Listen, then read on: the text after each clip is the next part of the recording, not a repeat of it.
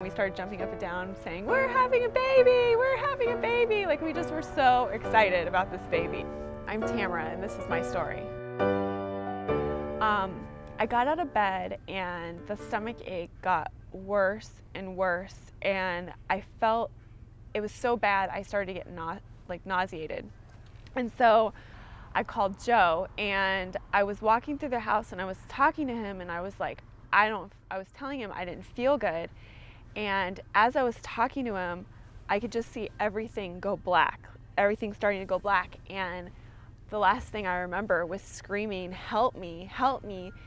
And I passed out, hit the wall with my face, and the phone went dead. So we went into the emergency room, and they did an ultrasound. And the doctor came in, and they said that they couldn't find the pregnancy at all in the uterus. They found a dark spot outside my uterus, and they said that I had a tubal pregnancy. So they wanted to admit me to terminate the pregnancy. And so I said, well, I have to have a second opinion. You know, I can't make this decision and find out that you were wrong. And so I said, is there an OB that I could talk to that could look at my ultrasound and see if, they agree? So the ER doctor said, okay, I'll be back. So he came back and he said, I talked to the OB and she agreed.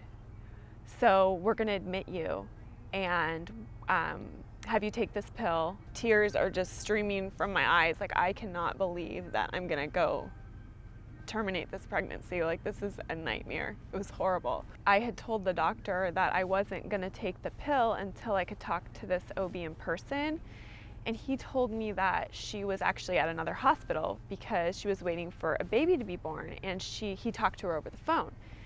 So I kept waiting and waiting, and the nurses came in to give me the medicine, and I was like, I can't take this, and they really tried to pressure me to take it because they said that my tube was going to rupture. So we're sitting there and we're like, what are we going to do? My mother-in-law says, well, why don't you call like the phone number for the last gynecologist you went to and just see if somebody will call you back. Okay, so I called their number and left a message with an answering service, and an on-call doctor called me back. That wasn't my doctor. And he easily could have said, just do what the hospital told you. I'm sure they're right. But he said, I'll be there in 45 minutes. And he came.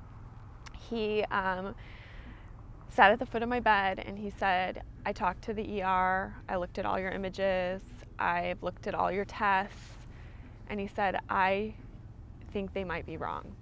I could be wrong and your tube could rupture, but he's like, I just don't think that it's quite that we can jump to the extreme of you taking this pill. Like, it's just too big of a decision. So he's like, why don't we wait a week and we'll see if the pregnancy shows up in the uterus.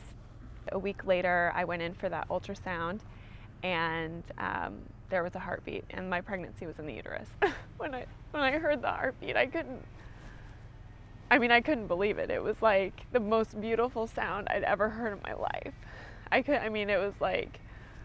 It was just amazing, and I was so thankful to God that he sent that doctor, because how many people would have just listened to the ER doctor and done what they said and moved on. When they brought her over to me, she looked so big and so healthy and so beautiful to me. Like, I was like, she's perfect. Like, I was so excited. Like, I just couldn't believe it. And as they were sewing me up in the C-section, and Joe said to our doctor, he said, Dr. Lee, we named her Karina Lee after you because you saved her life.